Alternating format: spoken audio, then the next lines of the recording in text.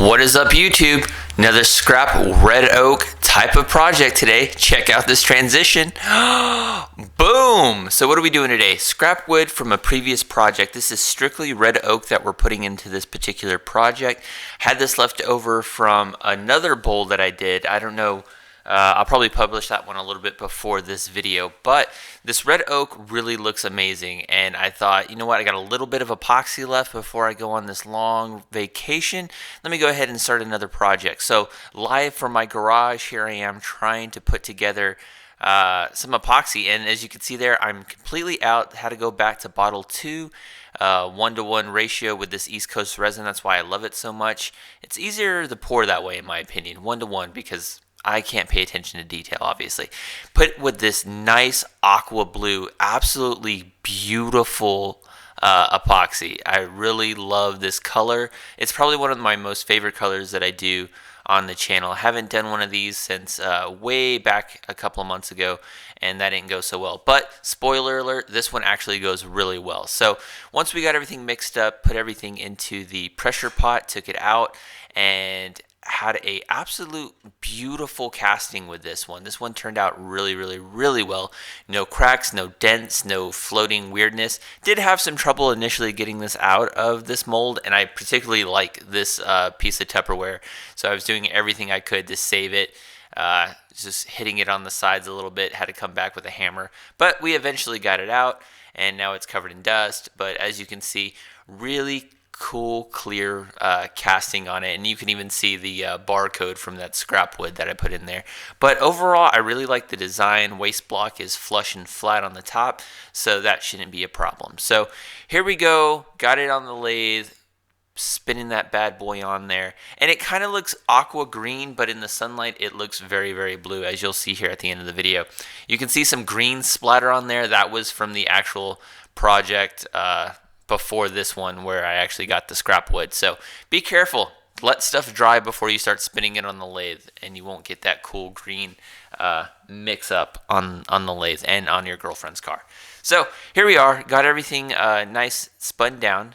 We're just taking the bowl gouge, and well, we're using the round carbide, but I like to start with the bowl gouge, take a lot of material off, try to make everything nice and even. And on this particular project, I did learn something super duper important. I'm going to start doing this where I leave the faceplate on. I make the mortise, but I just shape out the entire bowl with it like this, so I can just, work the lip of the bowl a little bit better. And I'm finding out that if I just do everything once it's in this position, everything usually goes a lot smoother, because I just flip it here in a second on the mortise, and I don't have to do anything. I immediately start gouging, which I don't know why I haven't been doing that in the past. Usually I'll put it on the mortise, or I'll flip it and then start taking all the material off. But on this particular project, I just decided, you know what, start taking everything off when it's in this position right here. And it went a lot smoother, and I had a lot better luck with it, and I got a lot better shape at the end of the project. So here you can see all these cool shavings that we're getting off with it. And I'm kind of dumbfounded that I haven't done this before in the past, where I just do all the main body work when it's flipped like that with the faceplate on. Way easier. But anyway, I digress. So we got it flipped back. It's on the mortise now, on the chuck, and now we're just taking that waste block, trying to get everything nice, even, and smooth. Once we started hitting that resin and the red oak itself, had a little bit more difficulty gouging everything out. But for the most part, everything went relatively well. Really took our time, small, shallow strokes. And right there, you could kind of see what the design of the overall bowl is going to be. And it looks absolutely beautiful, in my opinion. So here we are, just gouging out a little bit deeper, getting these cool, clean shavings everywhere. It's trying to stay away from the absolute edge at the lip of that bowl. Because obviously my biggest fear always when doing these kinds of projects is that it's going to catch, and then I'm going to lose the entire lip and it's just going to chip off. But didn't have anything like that happen on this particular project, which was really good for us. So here we are, just really taking our time, real smooth strokes of the edges. Came back, hit it with the round carbide tool, really working the sides of that bowl. And here we are, just gouging it out. with a square carbide tool, trying to get that nice flush flat look to it overall.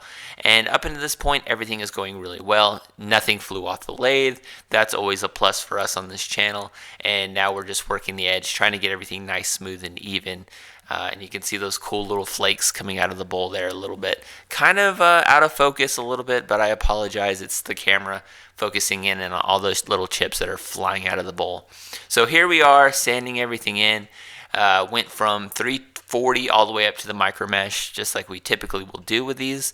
And I did wet sand for this particular one. And check out this cool transition. Bloop, bloop. Nobody ever makes it to this far of the video, but here we are, got everything sanded down really nice and smooth, looking absolutely stunning. And here in just a second, when I hit it with that wood wax, it is going to just pop and look absolutely stunning. And you can see my fingers doing a lot better, by the way. Just FYI if you were curious. So once we did that, came back, hit it with the wood wax, and man, look at that. It looks like a puzzle that is just all over the place. It absolutely looks gorgeous. Really happy the way this turned out. Absolutely stunning project. Haven't really had a big win like this in a long time. We've done some other bowls that looked pretty amazing, but I gotta say this one turned out just absolutely gorgeous. I can't wait to start giving these things away to people because, man, I'm really proud of this particular project. You can see the resin floating in there. You can see the barcode on some of that wood. But the view from the top just looks so cool. And from the side, it just screams like aqua blue translucent. It looks like you're at the ocean. But overall, really happy with the project. Hope you guys enjoyed it as much as I did. Hope you guys are out there being safe and doing your projects. Hope this inspires all of you. So I'll check you guys in the next project. Don't forget to subscribe, and I'll see you guys later. Peace. Okay, so the project is done. No real problems with this one. It turned out absolutely beautiful. We're going to call this one the Aqua Bowl.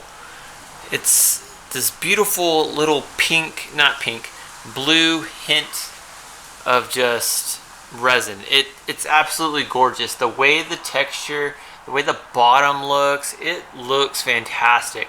No major chipping or shards. Really took my time.